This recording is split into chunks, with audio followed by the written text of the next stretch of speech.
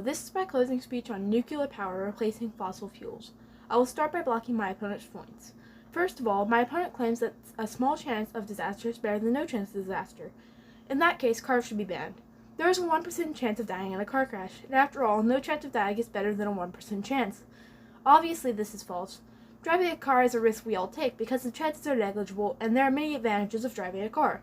The same is true for nuclear power, as I will explain later.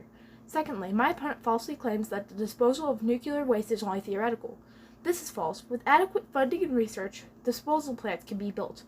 All we need is enough money and research to do so. Also, my opponent disputes by accredited source, saying that the government wouldn't be securing it if it wasn't dangerous. How does my opponent know the government's intentions? Nuclear waste can be used to make nuclear weapons, so maybe this is the danger. The point is that there is no reason to trust my opponent over the accredited source I cited in my last speech. Thirdly, my opponent claimed that uranium mining is bad for the environment. My opponent continued to claim that a 0.24 degrees Celsius temperature increase is, quote, small. The first part of this is true. Uranium mining is bad for the environment.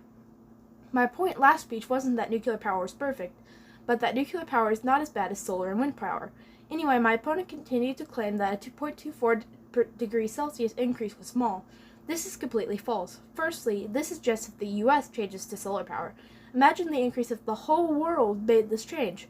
This is dangerous. According to NASA, a 2% temperature increase could cause droughts, biome shifts, increased precipitation, floods, species loss, and extinction. This is not at all small. Fourthly, my opponent attacks my point on nuclear energy taking less space, saying that by putting solar panels on virtually every surface, it could power the U.S. This is compared to needing to install one, maybe two nuclear plants to power one or more states. This is clearly easier and much more cost-effective than installing solar panels on every structure. So as you have seen, solar power has a guarantee for disaster on a global scale, compared to nuclear, which has a small chance for a disaster on a local scale. And clearly, we should take the small chance of nuclear over the guarantee in solar. Thank you.